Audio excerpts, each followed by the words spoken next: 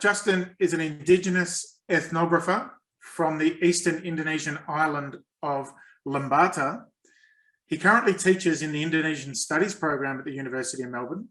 Justin has studied philosophy in Indonesia and theology and anthropology in Melbourne. For his PhD in 2017 at the University of Melbourne, he undertook an autoethnographic analysis of cultures of fear amongst Eastern Indonesian Catholics by exploring the feelings of fear triggered by an Indonesian propaganda text contained within the killings of communists in Indonesia in 1965-1966. He argued that Eastern Indonesian Catholic experiences of fear are simultaneously secular, religious, and supernatural. Justin's going to talk to us today about indigeneity in Indonesia. Thank you, Justin.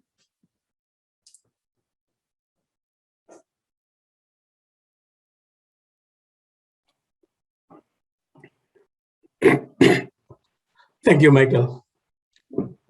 Thank you to the Indigenous Knowledge Institute, IKI, team who has organized this symposium to celebrate the International Day of the World's Indigenous Peoples.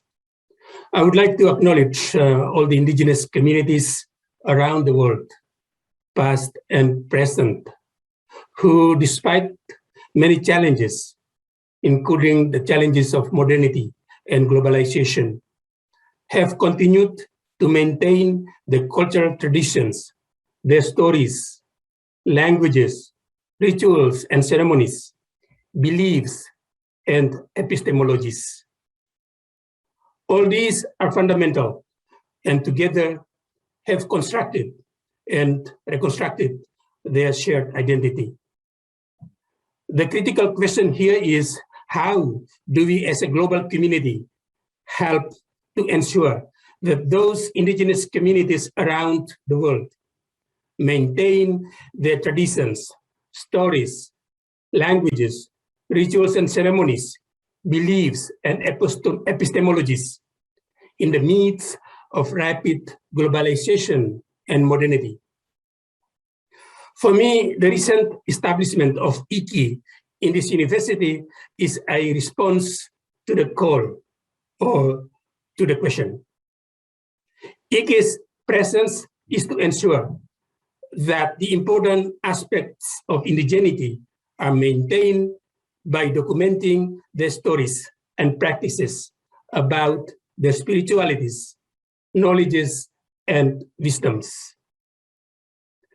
In this short presentation, I will share with you some stories from my indigenous community that I am researching through IKI this year. However, before I do that, I would like to quickly show you the map of Indonesia and my home island, where the research of my team on indigenous knowledge of traditional medicines and food is situated.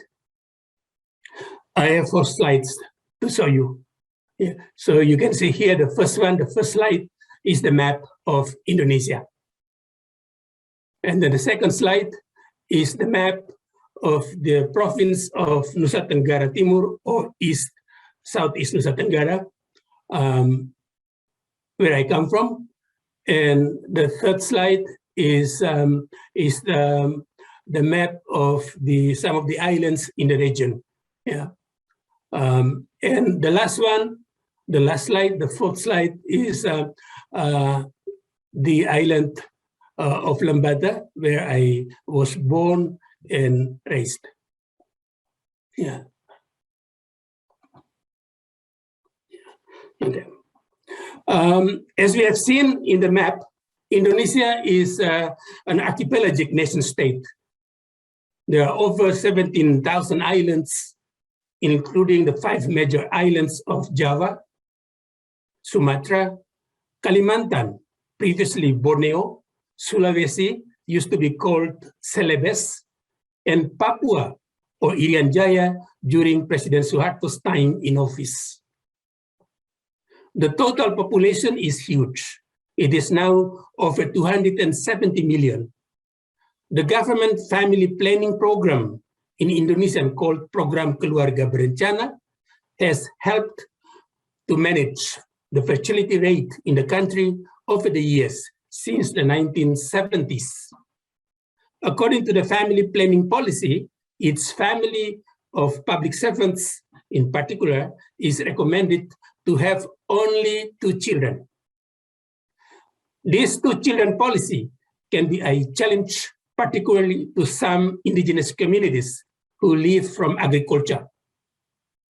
Traditionally, it was a need for the local farmers on the island to have many children, at least 4, for land cultivation, to carry on the clan name or nama suku in Indonesian, especially for boys, and to take care of their elderly parents.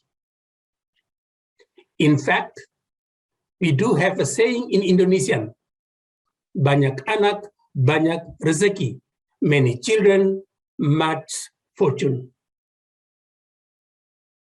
Ethnically and linguistically, there are hundreds of ethnic groups and indigenous languages spread through thousands of islands.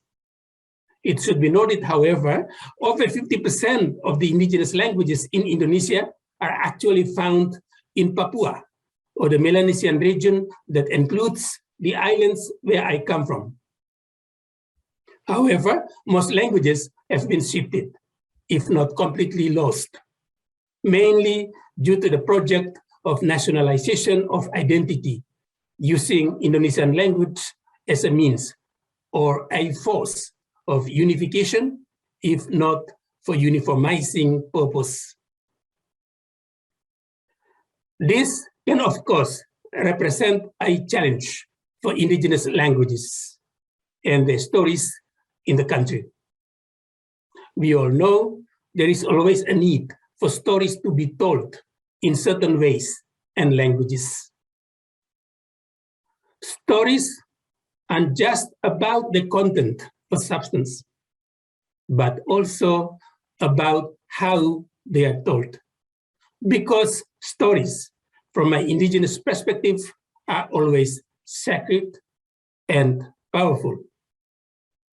Stories about something, such as about traditional healing, can be told by the ancestral spirits through dreams, with clear instructions as to where to find and how to use certain medicines for healing purposes. In the following, I will tell you a story about how to respond to the outbreak of COVID-19 in the indigenous community of Baulangu, Lembata, Eastern Indonesia, as an illustration. In 2020, the indigenous community of Baulangu held a ceremony or ritual called Nawu Warat. Nawu is a verb which means to take someone or something to a place out of the community, and Warat is a noun which means strong winds. In this context, the word winds has a negative connotation referring to disaster, disease, illness, pandemic that needs to be sent away out of the community. COVID-19 is seen as bad winds coming from outside to threaten the lives of the community. This threatening energy or force must be blocked or prevented so it does not enter the community. So one morning in April 2020, several community elders performed the ritual at the gate of the village of Baulangu to basically tell the winds to go or to blow outside the village and not into the village. The ritual was conducted due to the advice by a traditional healer, locally known as Molan, who received the instruction from ancestral spirits through a dream. Dream is an important medium where a lot of important knowledge and stories are shared. According to the locals, COVID-19 is stated in the local language, nanede na ave mata no ave mata. Nanin enaku ini yang kalau taku na jaga ave mata ale, dere na serangi jane. Ketite mesti ta jaga tutup ave sa mata sa, be COVID na dorik sa baye. Yeah. My translation is COVID-19 has a face and eyes. It can see anyone who doesn't look after himself or herself will be attacked. So we must cover our face so COVID-19 doesn't follow us. What I've just shared is just a story about a local ritual or ceremony performed in the village of Baulangu in response to the outbreak of COVID-19. In Bali and elsewhere in Indonesia, similar protection rituals have also been performed. One thing I have learned from the story is that indigenous communities, as in the case of Indonesia, always have a way to respond together to natural disasters, diseases and illness, viruses and pandemics. They aren't left to deal with anything bad alone and in loneliness. A community-based approach and solutions are key. In addition to the Nawu ritual, the local community also began to implement checkpoints to restrict the entry of outsiders into the community, which support the COVID-safe restrictions imposed by the local government. The community dealt with the threat of COVID-19 in supernatural and physical ways together. It should be noted there have been no COVID cases in the community of Baulangu. The question is, how can the beautiful communal beliefs and practices be maintained in the face of challenges of rapid globalization and modernity, where individuality has become a value superior to communality? Having posed the reflective rhetoric question, and my time for this talk has come to the end, I would like to conclude by saying thank you once again to the Indigenous Knowledge Institute for organizing this very important event to celebrate the International Day of the World's Indigenous Peoples. It is indeed a day of celebration and reflection. To the indigenous peoples around the world, I would like to also say thank you. Thank you for keeping all the beautiful things about our indigeneity, things that are so precious, our traditions, our stories, our languages, rituals and ceremonies, beliefs and epistemologies. They all need to be recognized and shared because they give us a true sense of connectedness with each other, with nature, and with the supernatural. Thank you.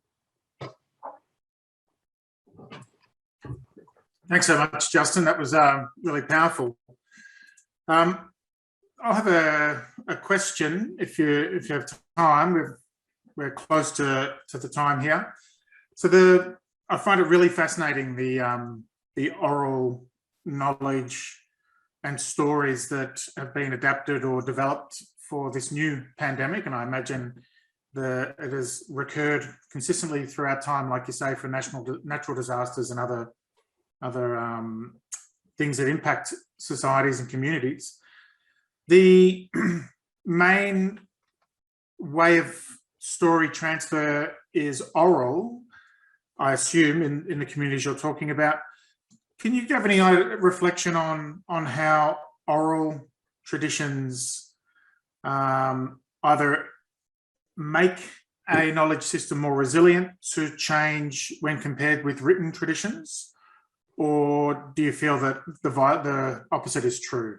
Like, how does the oral transfer of knowledge and the transfer of knowledge in stories equip a community to adapt to new situations? Yeah, I mean, yeah, that's a very interesting question, Michael. The stories can also be told, they're told orally, but also they are told through dances, also through singings. Yeah, and we do have local songs, traditional songs that basically tell those stories. And those songs are usually, the stories are usually told and sung and danced, using the local language and local movements, very unique, usually very unique movements. And now what we are trying to do, or what I am trying to do with this research, is to showcase those stories and to perhaps to try to start documenting them, to write them. Yeah. So because I mean, now I notice, I observe that many local members of the community don't seem to speak the local language very well. Yeah, so I think it is really important that those stories are written, are documented in writing, in Indonesian and also in local languages. Yeah, so they aren't lost. Yeah, that's a very, very, very important aspect of it. I've often wondered whether we would have the debates that we have, you know, around various texts that are important, for example, the Bible or whatever it may be, if they weren't written, if they were stories. Stories seem more fluid, but in the counter position to that is in situations where stories are not told as much, they risk being lost. And I think documenting them and recording them is fundamentally important, you know, like you say. That's really fascinating. Thank you, Justin. Lots to think about.